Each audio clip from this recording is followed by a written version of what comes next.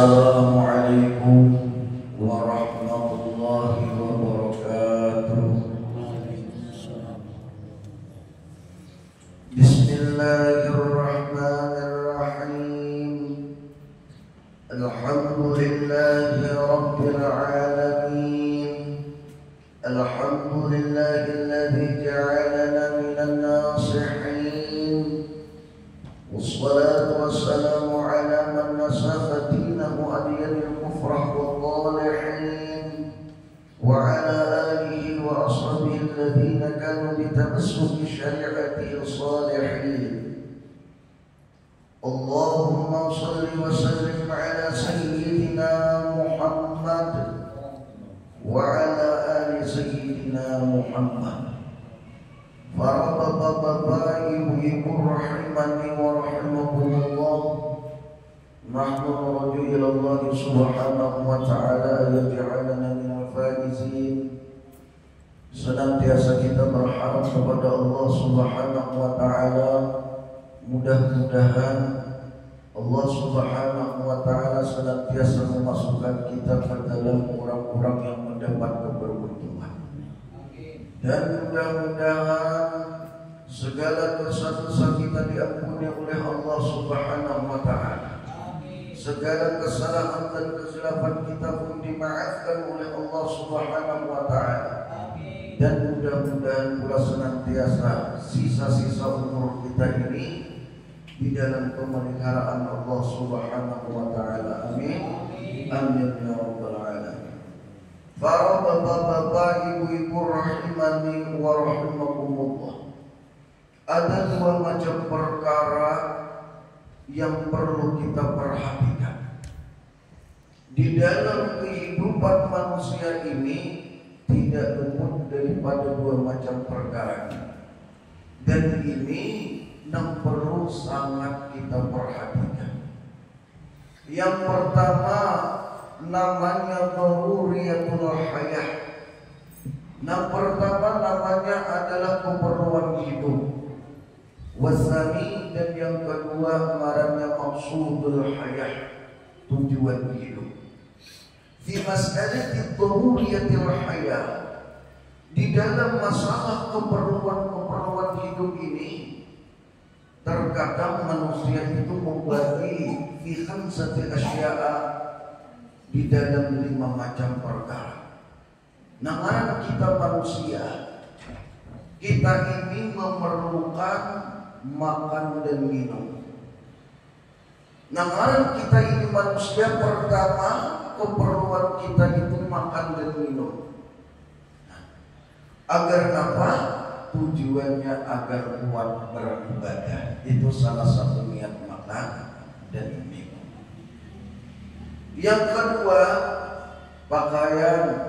Yang kedua, para kita manusia membutuhkan amarannya pakaian. Untuk apa kita berpakaian? Agar kita menutup aurat. Salah satu tujuannya karena ada perintah Allah untuk menutup aurat. Yang ketiga, namaran manusia, kita ini perlu tempat tinggal, baik itu rumah, baik apartemen, macam-macam. Nah, kita manusia membutuhkan tempat tinggal agar ketika hari panas kita kadang-kadang panas, hari hujan kadang-kadang kehujanan. Nah, keempat, namaran kita manusia memerlukan juga namarannya kendaraan agar cepat. Ibarat berurusan kita cepat makan kendaraan kita. Dahulu berjalan ada sepeda, terus pulang makan kendaraan, bermobil, berpesawat, habis. Kan gitu. Nah, setelah itu pula yang kelima, Nah, kita manusia, seorang suami membutuhkan istri, seorang istri membutuhkan suami. Ini karena kita manusia. Agar di dalam hidup ada yang saling mendoakan. Suami mendoakan sang istri mendoakan sang suami. Datangnya wadah istrinya, wahai istriku, salah satu kesuksesan kehidupan manusia itu adanya doa seorang istri. Maka ketika aku turun dari rumah untuk berusaha mencari rezeki, aku mohon dalam 24 jam doa akan aku. Ujar siapa? Ujar sang suami. Dan ini di dalam Islam. Wahai istriku, bila aku turun begawi mencari nafkah atau rezeki, jangan lupa untuk mendoakan diriku. Kada tahu kita di jalan, terkadang kehujanan, terkadang kepanasan, terkadang mau aja juga tergelincir apa pengadaraan. Itulah perlunya doa sang istri. Kenapa dia sang istri? Sama-sama maupun di rumah juga doakan juga agar selamat di dunia dan negeri akhirat, agar ada yang saling mendoakan. Di dalam suami istri, istri ada kekurangan, suami pun punya kekurangan. Ketika bersatu, maka jadilah ngarannya sempurna. Inilah ngarannya daruriyatul hayat, keperluan hidup. Cuma jangan sampai gara-gara keperluan hidup kita ini menghilangkan tujuan hidup kita. Napa tujuan hidup kita yang sebenarnya di dunia ini? Tujuan hidup manusia di dunia ini adalah mentaati Allah Subhanahu wa taala. Ittaqullah haqqa tuqatih wa la tamutunna illa wa antum muslimun.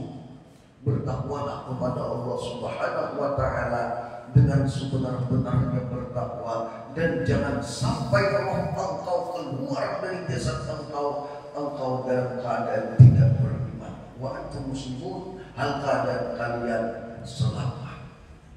Nah, kenapa kita ada suah di dunia ini? Mungkin gak ada suah di dunia ini.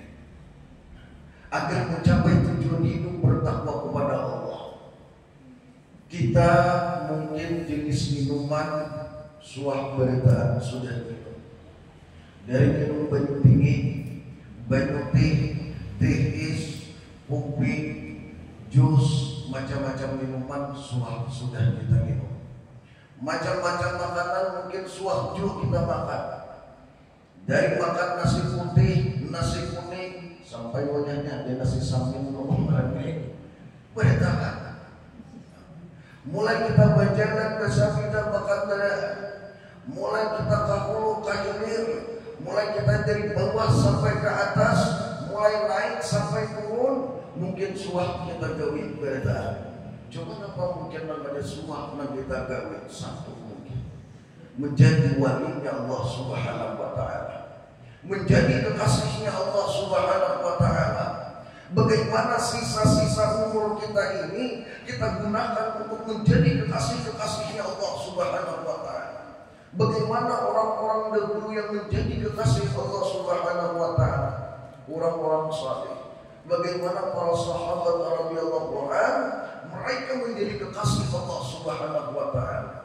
Sehingga ketika mereka berzikir, nikmatnya luar biasa. Ketika mereka membaca ayat-ayat Al-Quran, nikmatnya luar biasa. Itulah para sahabat radhiyallahu anhum. Mereka para kekasih-kekasihnya Allah Subhanahu wa taala. Sehingga karena mereka sudah sampai di dalam tujuan hidup mereka, yaitu bertakwa kepada Allah Subhanahu wa taala, apapun masalah dapat mereka selesaikan. Apapun masalah di dunia ini dapat mereka selesaikan. Dahulu di zaman Umar bin Khattab radhiyallahu anhu terjadi gempa bumi, gempa bumi. Lalu Sayyidina Umar radhiyallahu anhu mengatakan betis, ya Allah, wahai bumi, diam engkau.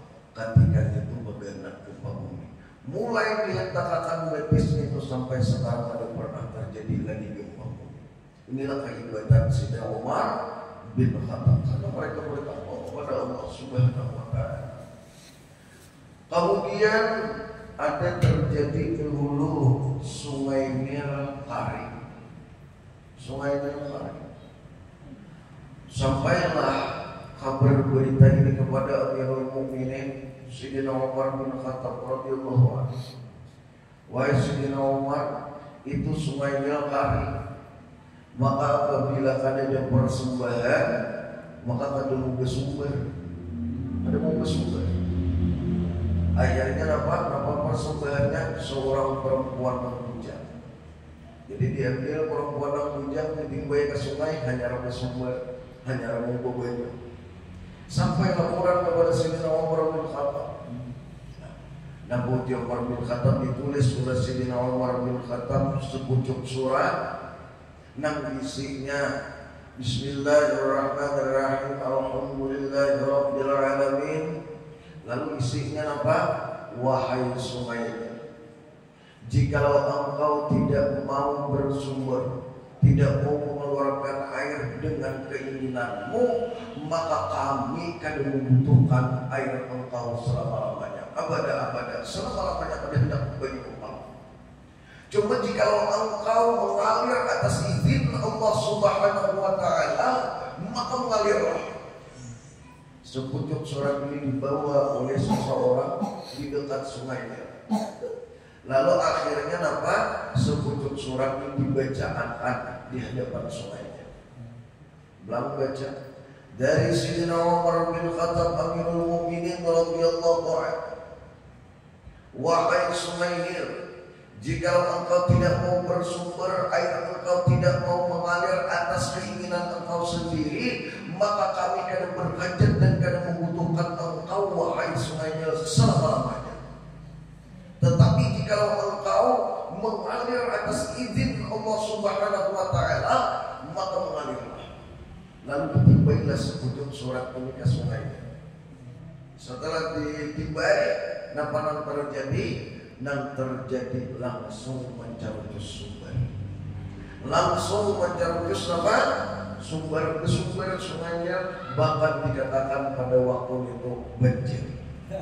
Inilah kehebatan para kekasih Allah Subhanahu wa taala, orang-orang yang bertakwa kepada Allah Subhanahu wa taala.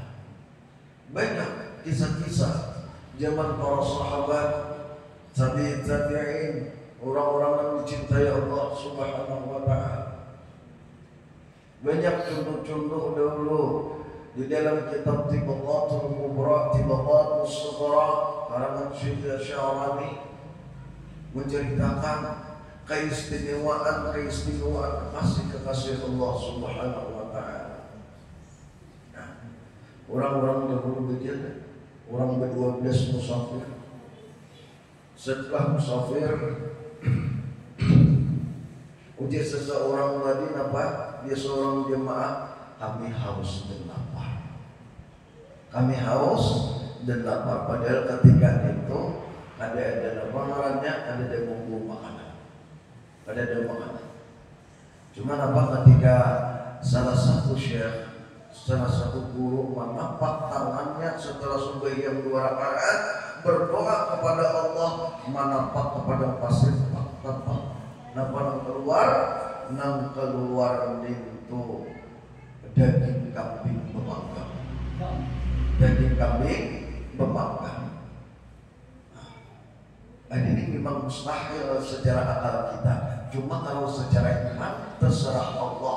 Masya Allah kan, wa malam yasha lam yakun. Sesuatu yang dikehendaki Allah pasti terjadi, dan sesuatu yang kadang dikehendaki Allah kadang bakalan terjadi. Keluar daging kambing, makanan, minuman untuk selesai. Itu orang-orang yang ditolong oleh Allah Subhanahu wa taala. Makanya segala sesuatu itu tanpa pertolongan Allah kita tidak ada apa-apa.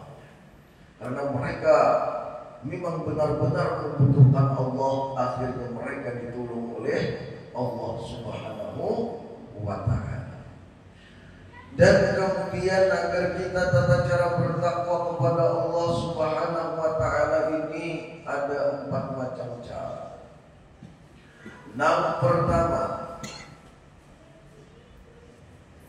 ketika dia beribadah kepada Allah Subhanahu wa taala, baik beristighfar, membaca ayat-ayat Al-Qur'an maupun mengerjakan sembahyang, dua macam yang perlu diperhatikan. Yang pertama napa? At-tadzallul, yaitu merasa hinanya diri kita di hadapan Allah Subhanahu wa taala. Yang kedua, wal inkisar. Inkisar ini kada ada yang diharap kecuali berharap hanya kepada Allah Subhanahu wa taala.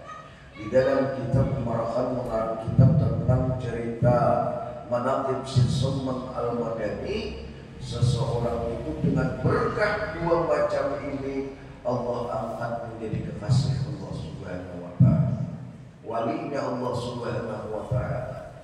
Jadi satu nama at-tadzallul. Maksud tadzallul ini apa? Menghinakan diri.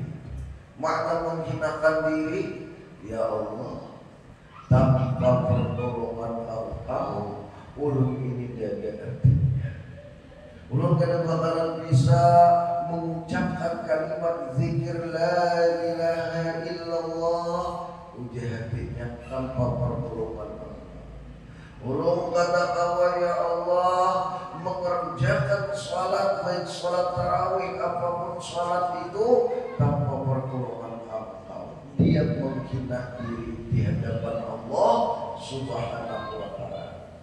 Yang kedua, wal inkisar ini kada ada yang diharap kecuali Allah Subhanahu wa taala.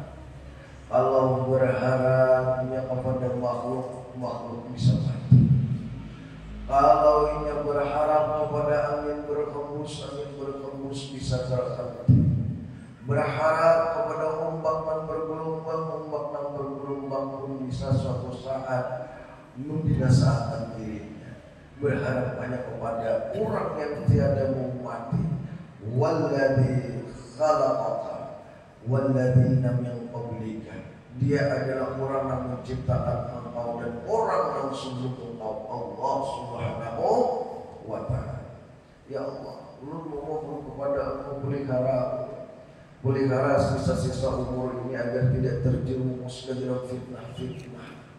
Ya Allah, pelihara, ya Allah, agar diarahkan ke dalam baik-baik hanya ke dalam sesuatu yang Engkau ridai.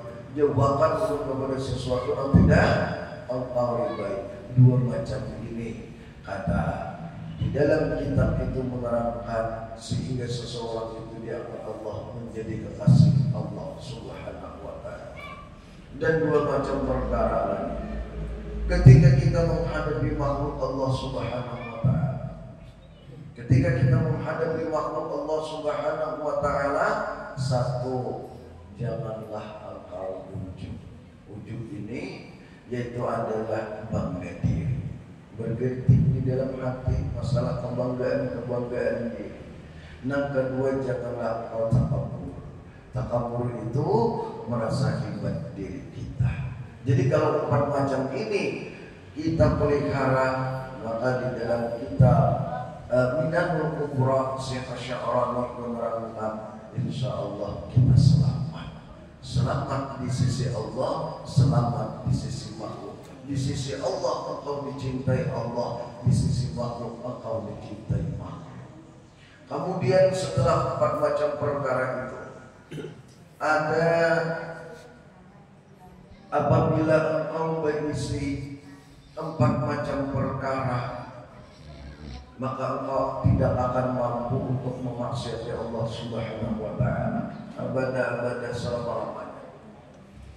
Jika engkau berisi empat macam perkara ini, maka engkau tidak akan mampu untuk memaksiati Allah Subhanahu wa taala. Yang pertama ada di dalam hati kita ini mahabbatullah, rasa cinta kepada Allah Subhanahu wa taala. Rasa cinta Allah. Dan rasa cinta ini kadang bakalan timbul di dalam diri kita kecuali kita merasakan kebaikan-kebaikan Allah Subhanahu wa taala. Nah kayak apa? Ulang tata cara merasa kebaikan Allah di dalam diri kita. Waktu kita duduk termenung atau duduk tafakur, berucap di dalam hati, di dalam diri kita, wahai diriku, kan ketika tafakur baik juga sembahyang, uang umpama tengah malam maupun tengah malam, lalu mawas-was diri duduk ini bertafakur.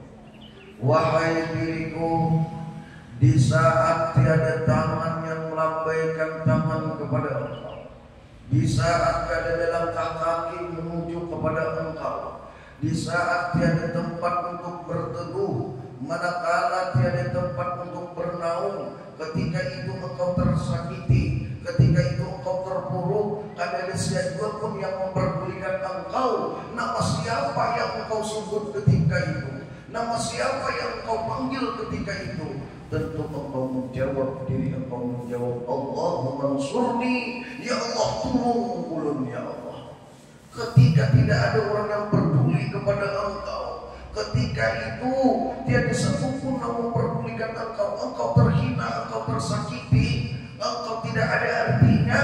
Nama siapa yang Engkau sebut ketika itu? Nama Allah yang mulia. Allahumma ansurni, ya Allah tolong ulun ya Allah. Ketika kita merasakan kebaikan-kebaikan Allah di dalam diri kita, maka akan timbullah rasa cinta kepada Allah Subhanahu wa ta'ala.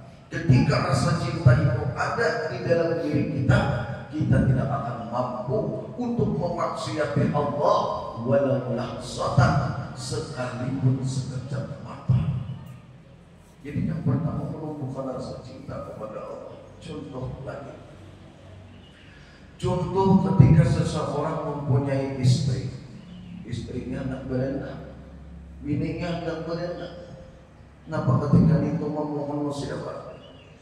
Ujar seorang dokternya, apa? Kita banyak-banyak berharap Tuhan, banyak berdoa kepada Allah. Anak laki sembiang hajat doa mendoa, ya Allah tolong bini ulun dan anak ulun. Kepada siapa berharap? Kepada Allah. Inilah kebaikan Allah Subhanahu wa ta'ala. Nampak kita rasakan bagi orang yang sudah merasakan. Dimanapun kita pasti berhajat kepada Allah, dan dimanapun kita, agar kita terpelihara, agar kita terjauh, terpelihara daripada maksiat. Satu jawabannya, rasakan kebaikan Allah di dalam diri kita. Allah Maha Baik. Ketika membuka lawang naik ke rumah, Allah Maha Baik. Ketika masuk ke kamar, Allah Maha Baik. Ketika belanja ke dapur, Allah Maha Baik. Menguruk sandal, menguruk pakaian, Allah Maha Baik. Tidak ada celahnya bagi Allah Subhanahu wa ta'ala. Allah Subhanahu wa ta'ala, Dia Maha Baik, dan Dia Allah Subhanahu wa ta'ala atas segala sesuatu Maha Kuasa. Jadi satu, yang pertama agar terhindar daripada perbuatan maksiat, yaitu ada rasa cinta kepada Allah Subhanahu wa ta'ala. Nah inilah tujuan hidup kita. Jadi kembali kepada awal tadi, manusia di dunia ini ada dua macam yang perlu diperhatikan. Yang pertama keperluan hidup, yang kedua tujuan hidup. Keperluan hidup di macam-macam, cuma jangan sampai menghalangi tujuan hidup kita. Napa tujuan hidup kita? Bertakwa kepada Allah Subhanahu wa ta'ala. Setelah bertakwa, napa? Menjadi kekasih Allah Subhanahu wa ta'ala. Mudah-mudahan sisa-sisa umur kita ini senantiasa dipelihara oleh Allah Subhanahu wa ta'ala, dan Allah Subhanahu wa ta'ala menerima kita di dunia sampai negeri akhir. Jadi salah kurang mohon maaf, mohon ridha, mohon ampun. Wabillahi taufiq wal hidayah. Wassalamualaikum warahmatullahi wabarakatuh. Al-Fatihah.